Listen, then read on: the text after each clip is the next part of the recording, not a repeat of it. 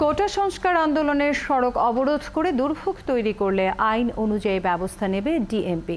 সংবাদ সম্মেলনে ডিএমপির অতিরিক্ত কমিশনার জানান, যান চলাচল নির্বিঘ্ন রাখতে প্রয়োজনে কঠোর হবে পুলিশ। জনদুর্ভোগ হয় এমন সূচি না দেওয়ারও অনুরোধ করেছেন তিনি। মহিমেজানের রিপোর্ট।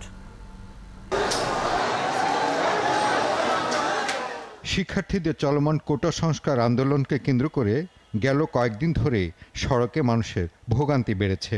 বুধবারও দিনভর রাজধানীর ২১টি স্থানে অবরোধ করে শিক্ষার্থীরা। এতে স্থবির হয়ে পড়ে গোটা রাজধানী।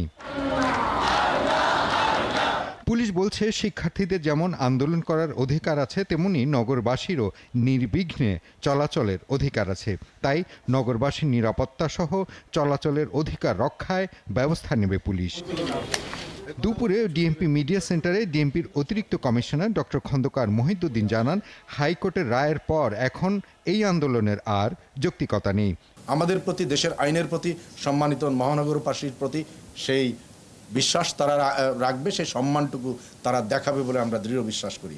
তারপরেও যদি কেউ সে ধরনের জায়গা থেকে সরে যেতে চায়, দেশের প্রচলিত আইন তো আসলে কার্যকর, সেটি কার্যকর যে জায়গায় থাকার কথা সেই জায়গায় থাকবে। আন্দোলনরত শিক্ষার্থীদের প্রতি পুলিশের সহমর্মিতা আছে উল্লেখ করে দেশের প্রচলিত আইন ও সর্বোচ্চ আদালতের প্রতি শ্রদ্ধাশীল থাকার আহ্বান জানান এই পুলিশ কর্মকর্তা। যারা এই আন্দোলন করছে সে স্টুডেন্টদের প্রতি অবশ্যই আমাদের ভালোবাসা আছে, সহমর্মিতা আছে, সব কিছু আছে, কিন্তু সেই সাথে আমাদের মনে রাখতে হবে যে আমাদের দেশের প্রচলিত আইন, আমাদের দেশের সর্বোচ্চ আদালত, এর প্রতিও সকলকে শ্রদ্ধাশীল থাকতে আমরা বাধ্য।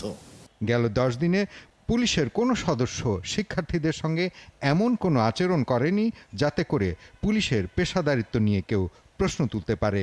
শিক্ষার্থীরা সেই সম্মানটুকু রাখবেন বলেও আশা প্রকাশ করেন পুলিশের এই কর্মকর্তা। মহিম মিজান, ৭১, ঢাকা।